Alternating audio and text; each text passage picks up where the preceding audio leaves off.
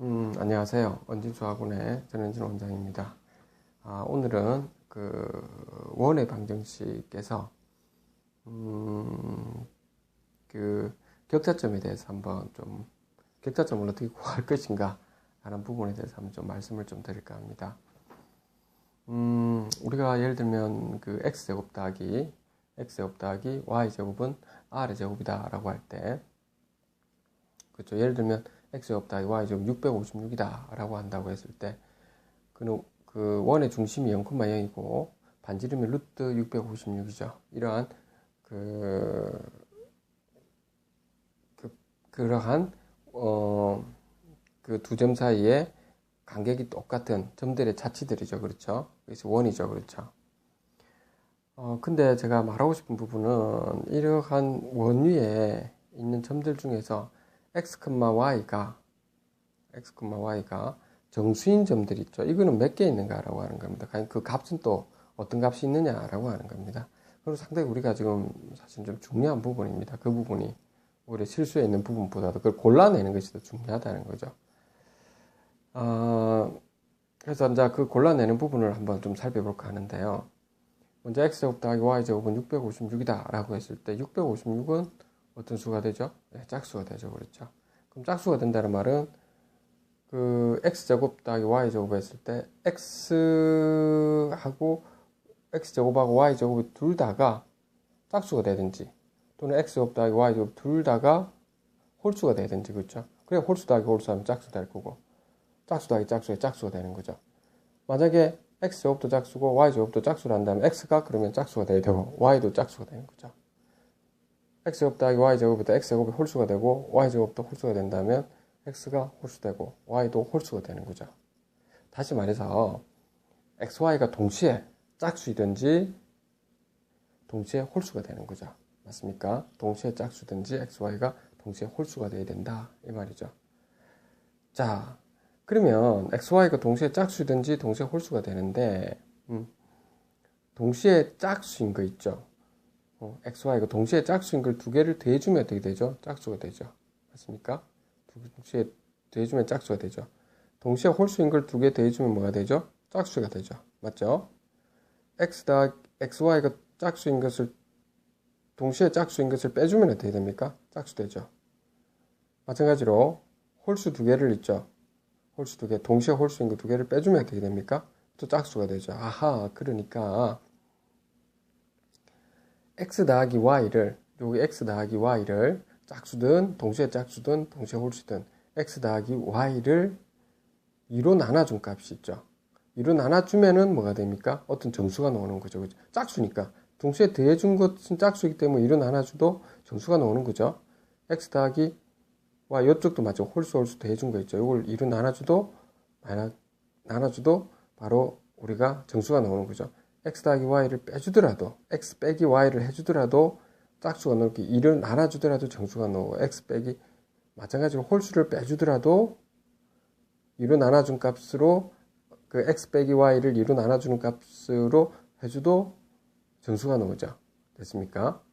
따라서 2분의 x 더하기 y를 예를 들어서 정수 m이라 놓고 2분의 x 더하기 y를 정수 m이라 놓고 2분의 x 마이너스 y를 정수 n이라고 놓는다면, 그럼 이걸 싹 더해줘버리면 어떻게 됩니까? 2분의 x 더해주니까 x는 m 더하기 n이 되죠. 마찬가지로 y는 어떻게 되면 빼주면 y는 m 마이너스 n이 되는 거죠. 그래서 원래식에다 넣어주는 겁니다. 그러면 m 더하기 n의 제곱, 그 다음 y 대신 넣어주면 m 마이너스 n의 제곱은 656이다 이렇게 되죠. 여기서 중요한 부분은 뭐냐면 m 제곱은 두 개 있죠. 그러면 2m 제곱, n 제곱 두 개 있죠. 2n 제곱. 근데 2mn하고 마이너스 2mn은 날라가죠. 그래서 결국에 m 제곱 더하기 n 제곱은 656을 이루어주는 나눠준 값이 되는 거죠. 즉 절반이 되는 거죠. 656에 대해서. 그러니까 300 얼마 되죠? 656이니까 3은 6, 328이 됩니까? 또 짝수가 나오죠. 그러니까 m제곱 더하기 n제곱은 328이다. 이제 이렇게 지금 나올 수 있죠. 그럼 또다시 mn이 홀수가 되든지 동시에 또 짝수가 되든지 이렇게 할 수 있죠. 그럼 계속 내려갈 수 있죠. 그렇죠. 그러면 쭉 내려가서 328이 홀수가 될 때까지 나오겠죠. 될 때까지. 맞습니까? 그리고 그것이 예를 들어서 m의 3의 제곱 더하기 n의 3 제곱이 만약에 홀수까지 나왔다라고 합시다. 그러면 다 된 거죠. 그죠? 직관적으로 바로 값을 넣어서 바로 계산해도 되고요. 홀수가 나왔는데 이 홀수가 만약에 소수라고 한다면 바로 나올 수도 있고요. 아니면 원시 피타고라스 수라고 해서 공식화를 시킬 수도 있습니다. 아무튼 간에 그까지는 알 필요는 없는데 여러분들이 뭐 필요한 학생들은 원시 피타고라스도 한번 찾아보는 좋습니다. 아니면 홀수가 지금 여기 그 r 제곱에서 r이 2로 계속 나눠진 값이죠. 마지막에 나눠준 r3의 제곱이 있다고 합시다. 그게 막 홀수다. 그 홀수라고 하겠습니다. m의 그 마지막에 2로 계속 나눠준 값에서 656에서 328에서 이렇게 쭉쭉 홀수까지 나온다고 합시다.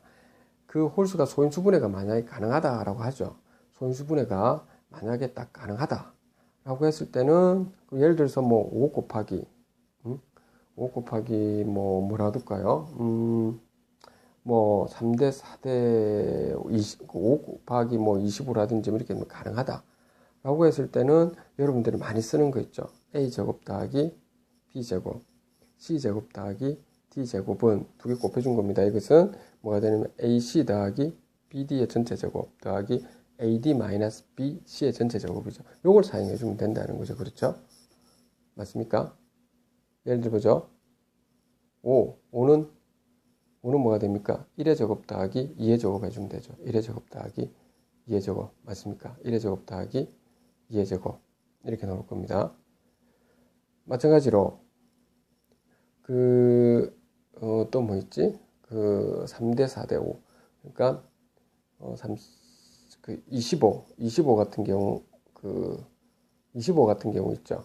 3의 제곱, 4의 제곱은, 25가 되죠. 그러니까는, 예를 들어서, 그렇죠. 5의 제곱하면 1의 제곱 더하기 2의 제곱 이렇게 나오죠. 지금 다시 하겠습니다. 그러니까, 예를 들어서 5가 있다라고 했을 때는 소인수분해가 됐다라고 한다면, 뭐, 이런 거죠. 그러니까 1의 제곱 더하기 2의 제곱에서 이렇게 나오는 거죠. 그렇습니까? 그 다음에,